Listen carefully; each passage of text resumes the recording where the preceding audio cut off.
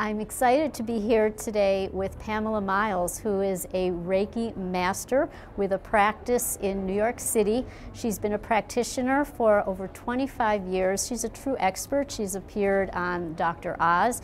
She's the author of Reiki, A Comprehensive Guide. Pamela, just what is Reiki? Reiki is a spiritual or subtle healing practice. It's something that people can learn to do or they can receive from a practitioner, and it helps the body to find its own balance. What are some of the specific benefits of practicing Reiki? Well, balance is different for different people in different situations, or even for the same person in different situations. But in general, what we see is people feel more relaxed because most of us tend to get unbalanced in the direction of being stressed. Out of that, we often see people who are able to start sleeping better, very often from the first night after a Reiki treatment or the first time that they learn to practice.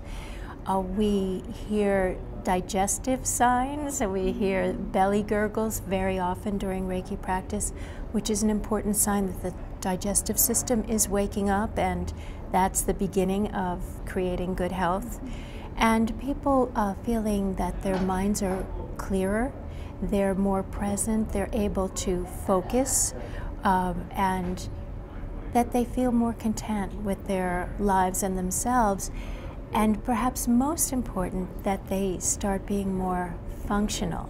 So very often we hear from people that they know they should be doing all these things to help themselves, but they're not. And then if they start receiving Reiki treatment or practicing, they feel better about themselves, they're functioning better, they're more hopeful that their efforts will actually make a difference, and the next thing you know, they're starting to eat differently, they're getting more sleep, they're getting more restful sleep, their relationships improve. So it's very comprehensive.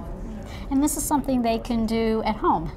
Yes, and I think that's the most important part of Reiki, is that it really is a grassroots folk home health care. You know, it's a practice like meditation or yoga is a practice, except that Reiki is a lot easier because all you have to do is place your hands lightly on yourself, and that starts the response, the relaxation response. Pamela, how can someone find a Reiki practitioner? That's a very good question, and it's not as simple as finding someone, but we want to find somebody who is reputable and who is a good match for the person, because Reiki is a totally unregulated industry. There are no standards for education or for practice, so some first-degree practitioners actually have more training and experience than some Reiki masters. There is an organization called the Reiki Alliance, and they have a website, ReikiAlliance.com, and these Reiki masters are very well trained. They're around the world, and they don't just speak English. But if there isn't somebody there who is reputable, then you want to, first of all, ask some questions about the person's training. How long was the class? A minimum of 10 to 12 hours at the first degree level and the second degree level. And for a Reiki master, somebody who's been practicing for some years and was trained over a year or so. And then see how they are about the practice. You know, if a Reiki practitioner starts telling you not to take your meds, you know you don't want to work with that Reiki practitioner. So a lot of it is using common sense. If a person appeals to you, seems reasonable. But the most important question to me always is asking the Reiki practitioner, do you practice daily Reiki self-treatment?